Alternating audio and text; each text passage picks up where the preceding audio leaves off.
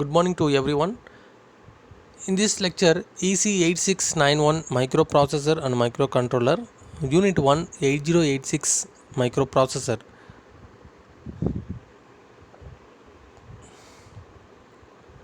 Today, we are going to discuss about the topic interrupt and interrupt routines. So what is the interrupt? The CPU is executing a program and interrupt break the normal sequence of execution of instruction, drive its execution to some other program is called a interrupt. After the execution, the interrupt subroutines, the control is transferred back again to the main program which was being executed at the time of interrupt. Now the interrupt and its need. The microprocessor allow normal program execution to be interrupted in order to carry out a specific task or work. The processor can be interrupted in the following way. Number 1, by a external signal generated by a peripheral. Number 2, by an internal signal generated by a special instruction in the time program. Number 3, by an internal signal generated due to an expressional conditions which occur while executing an instruction. For example, in 8086 processor, divide by 0 is an expressional condition which indicates the type 0 interrupt, and such a interrupt is called a execution. Now, the process of interrupting the normal program execution to carry out a specific task or work in referred to as a interrupt. The interrupt is initiated by a signal generated by an external device or by a signal generated internal to the processor.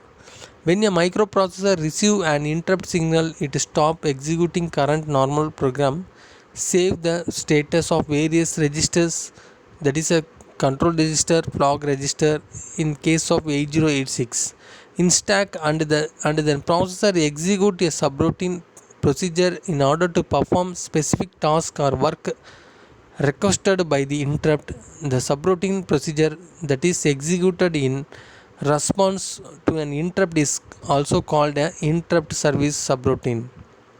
At the end of the interrupt service subroutine, the stored status of register in stack is referred to respective registers, and the processor resume the normal program execution from the point where it was interrupted. Next one, interrupt driven data transfer scheme. The interrupt are useful for efficient data transfer between processor and peripheral. When a peripheral is ready for data transfer, it interrupts the processor by sending an approximate signal. Upon receiving an interrupt signal, the processor suspends the current program execution, save the status in stack, and execute an IS, or that is an interrupt service subroutine, to perform the data transfer between the peripherals and processor. At the end of the ISR, the processor status is restored from the stack, and the processor resume it to normal program execution. This type of data transfer is called an interrupt driven data transfer scheme.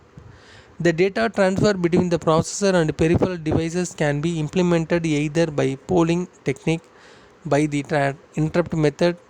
In polling technique, the processor has to periodically poll or check the status or readiness of the device and can perform data transfer only when the device also is ready. In polling technique, the processor time is wasted because the processor has to suspend its work and check the status of the device in the predefined interval. Now, the classifications of interrupt. There are three types of interrupts: hardware and software interrupt, vector and non-vector interrupt, mask and maskable, non-maskable interrupt.